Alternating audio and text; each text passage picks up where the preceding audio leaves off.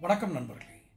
சீமான் பெரியாரின் அந்த பிம்பத்தை உடைத்து அரசியல் தந்திரம் கொண்ட அந்த பிம்பத்தை, பெரியாரின் பிம்பம் என்றால் அவர் பெரியாரை எந்த இடத்துலையும் அவர் சிறியார்னு சொன்னதில்லை.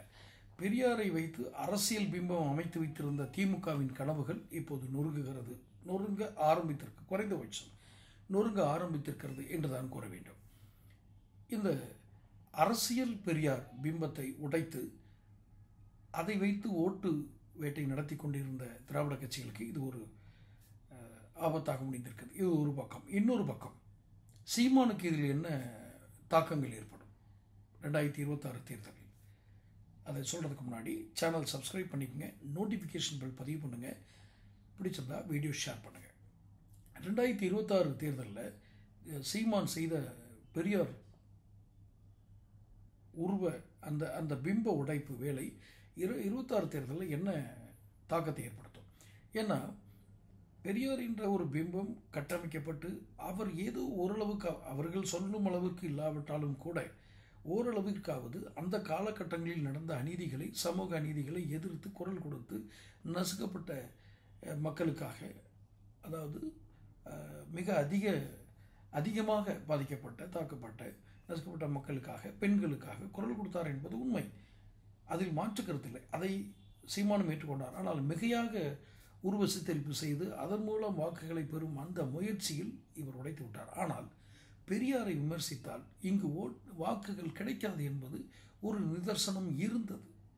இப்போது இருக்கிறதா என்பதையும் நாம் சிந்திக்க வேண்டும். காரணம், பெரியாரை விமர்சித்து, அதாவது பெரியார் விமர்சிக்கிறதுனா சீமான் மாதிரி விமர்சிக்கலை, பெரியாரை பற்றி வேறு மாதிரி விமர்சனம் பண்ணிட்டு அதில் சிக்குண்டது தான் பாஜக பாடம் கற்றுக்கொண்டது.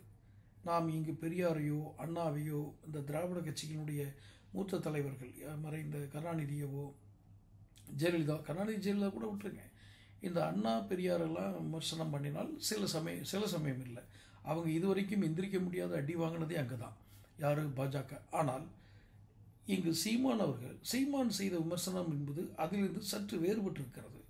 அதில் ஒரு தொடர்ச்சியான தாக்குதல் இருந்தது. அதை நான் கூர்ந்து கவனித்தேன். தொடர்ச்சியான தாக்குதல், அந்த பெரியாருடைய கருத்துக்கள் மீது தொடர்ச்சியான தாக்குதல் நடத்தினார்.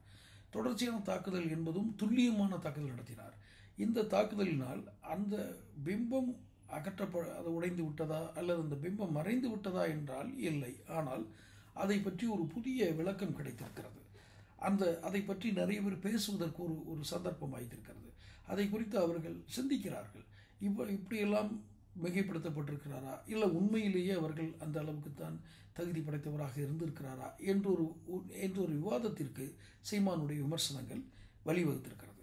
இப்போ பாருங்கள், இவர் 2026 இவருடைய நான் தமிழர் கட்சி மிக நீண்ட காலமாக, தோராயமாக 15 வருடங்கள் இவர்கள் ஆட்சி கட்டிலுக்கே வராமல், எந்த ஒரு சட்டசபை தொகுதியிலும் ஜெயிக்காமல், மிஞ்சி போனால் இவர்களுக்கு ஏதாவது அந்த உள்ளாட்சி தேர்தல் வேண்டுமானால் சிலர் கிடைத்திருக்கலாம், அது கூட சரியான தகவல் இல்லை.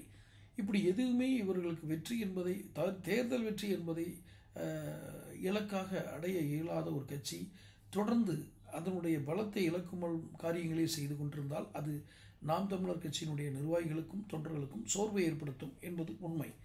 இன்னொரு தகவல்கள், அது எந்த அளவுக்கு உண்மை என்று தெரியாது, நாம் தமிழர் கட்சியிலிருந்து நிறைய நிர்வாகிகள் விலகுகிறார்கள்.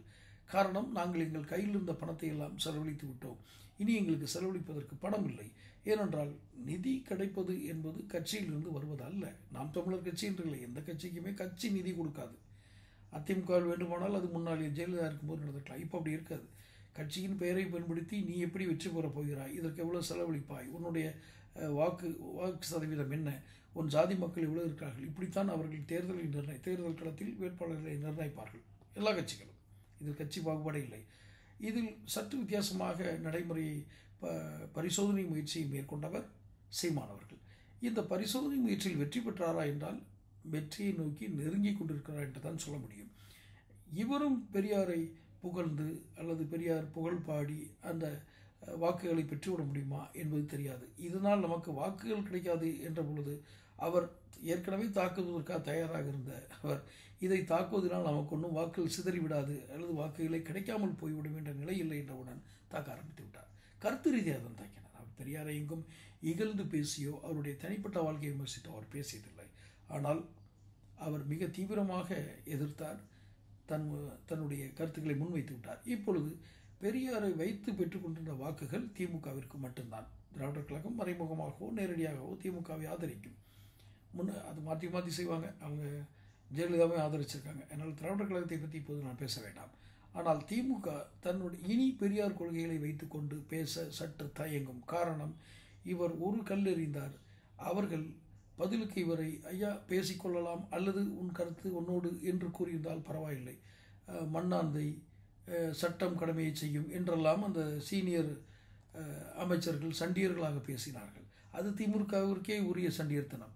யாராவது பேசிவிட்டால் உடனே சட்டம் கடமையை செய்யும், உங்களை அப்படி செய்யும் இப்படி செய்யலாம் மிரட்டுவாங்க. அதிலும் துரைமுருகன் போன்றவர்கள் கேட்கவே வேண்டாம். அவர்கள் இதிலே ஊறி தலைத்தவர்கள் என்ன. அப்போது இப்போ இதிலிருந்து இப்போ நாம் தமிழர் கட்சியினுடைய சீமான் இந்த ரிஸ்கை எடுத்துட்டார்.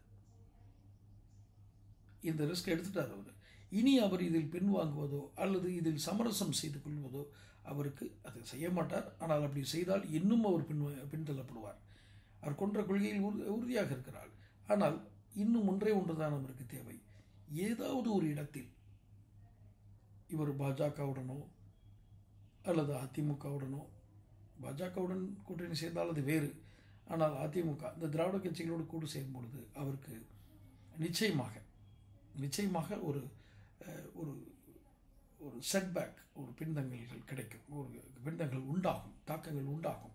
ஆனால் அவர் பெரியாரை விமர்சனம் செய்ததால் இப்போது புதிய வெளிச்சத்திற்கு வந்திருக்கிறார்.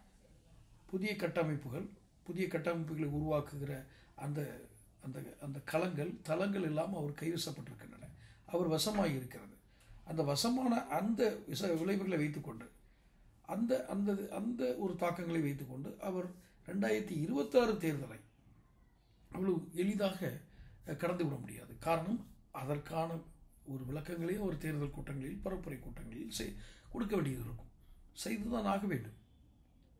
இவருக்கு வாக்குகள் சரியுமா என்ற கேள்வி எறிந்தால் ஏற்கனவே ஒரு பெற்றிருக்கும் 8% மேலே பெற்றிருக்கும் அந்த வாக்குகளாக தொடரும். மேற்கொண்டு வாக்குகள் கிடைப்பதற்கு வழிவகுக்குமே ஒழிய அவர் இழப்பதற்கு அதில் ஒன்றும் இல்லை. அது இழப்பதற்கான விஷயங்களை கொண்டு வராது.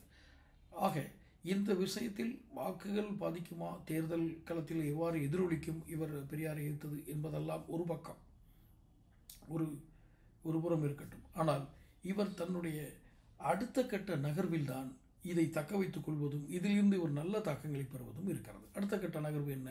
இந்த பெரியாரை பற்றி பேசி எங்கேயும் அவர் சமரசம் செய்துவிட்டால் அவர் மொத்த பிம்பமும் உடைந்துவிடும். இதை இப்படியே சென்று ஒருவேளை வாக்கு சதவீதத்தில் குறைவோ நிறைவு ஏற்பட்டாலும் இப்படியே சென்றால் நிச்சயமாக அவருக்கான தமிழக அரசியல் அவருக்கான இடம் காத்திருக்கும். காரணம், இங்கு பெரியார் பிம்பங்கள் நீண்ட நாள் நீடிக்காது. அது தெரிந்த கதையாகிவிட்டது. அதனால் இவருடைய தாக்கங்கள் என்பது 2026 தேர்தலில் இந்த தாக்கங்கள் என்பது ஒரு பெரிய நெகட்டிவ் எதிர்மறை தாக்கங்களை உண்டு செய்யாது.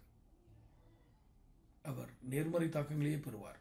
ஆனால் தொடர்ந்து அவருடைய சித்தாந்தங்கள் எவ்வாறு அமையப் போகிறது என்பதில் தான் இது வேல்யூ ஆடட் தான்.